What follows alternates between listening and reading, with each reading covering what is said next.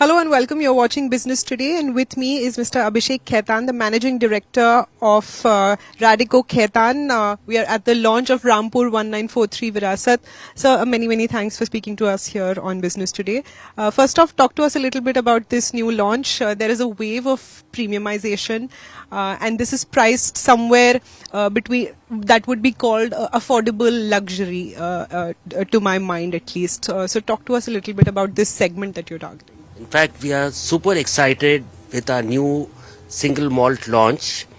It's been 10 years since our first single malt, Rampur Indian single malt, was launched, and we've completed a decade. And in the last one decade, we had installed some new pot stills. So this is the second single malt which will be coming out from Radico's stable, which will be called Rampur 1943 Virasat. So in fact, our distillery was incorporated in 1943. And so this brand, the new brand Virasat, is a thing which complements the old heritage and the new contemporary elegance. So I think it will be one of its kind, and it will be priced in the range of about 3,500 to 4,500 rupees a bottle. So it is accessible luxury to the market. Let's also touch upon the fact that a lot of FTAs have happened lately with UK and the European Union as well. Does this bode well for the Alcobev sectors, especially brands like yours? Just talk to us a little bit about that and any impact you're seeing there. You know, what I believe in is like the Indian single malt industry has just started. Like even if you see the Japanese malt, you see the new age malts, they are all catching up. And earlier our Indian single malt was like, you know, it was more of a mystique. But today it is getting accepted globally. And I'm very happy to share last year, in fact, in India, our consumers liked the Indian single malt so much that the Indian single malt volumes were higher than the global malts. So I think it's just starting, and the pricing with the FTA does not matter because it's the product and the quality. So I think it should be a good thing. Sure, but in terms of exports, I meant, do these FTAs impact or bode well specifically for your exports purposes and that particular segment of the business? See, right now, like say the UK FTA, the thing has to still come out, the blueprint. So depending on whether the grain whiskies are there or not, so that will make a difference. But we are exporting to about 100 countries, and our Rampur Indian single malt, our Jaisalmer Indian craft gin is doing very well there. As far as the domestic market is concerned, states, some states have sort of increased the excise duty as well. How are you seeing the impact on the domestic business so far? If you could touch upon that for a bit. See, I think this year has been exceptional year for Radico, and our volumes in the first 9 months has been excess of more than 25%. So I think overall the Radico is doing very well, and last 7 years we have outpaced the industry year on year.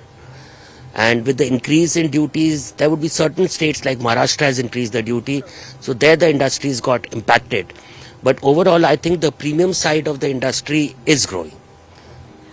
As far as categories is concerned, you mentioned the premium side, luxury, premium and above premium categories.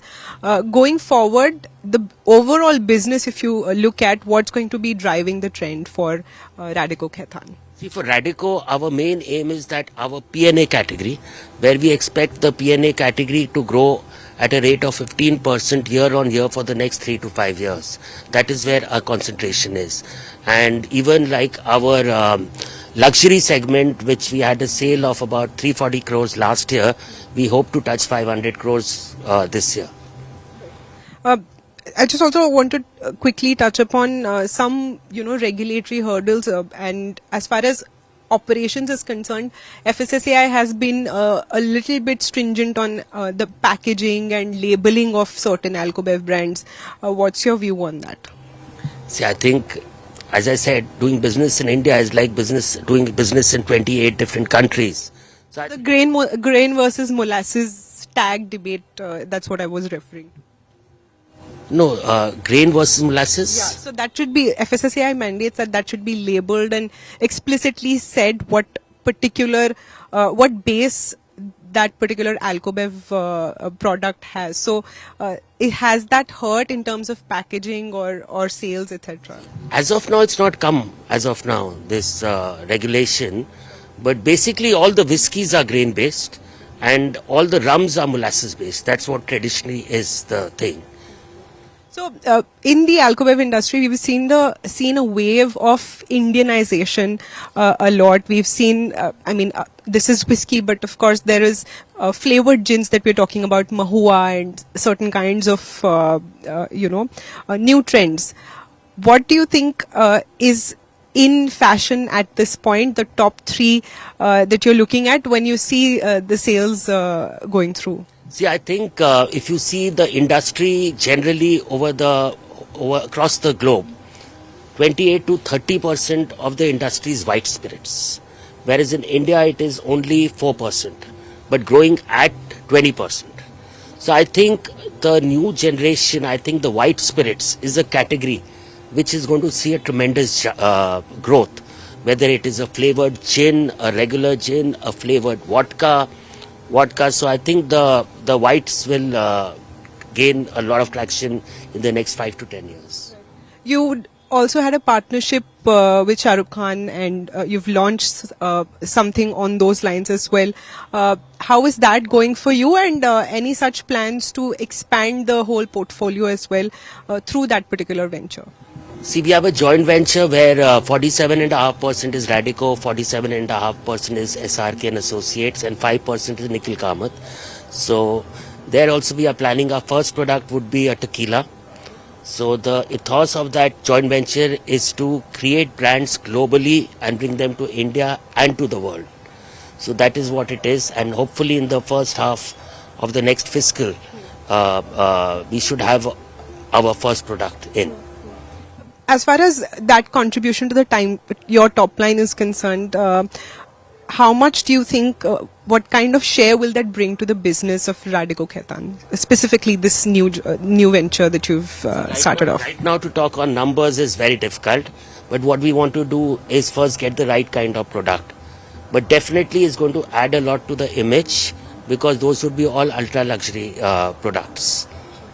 All right. All the best for the launch of Virasat 1943, and many, many thanks for joining us here on Business Today. Thank you so much. Thank you, sir.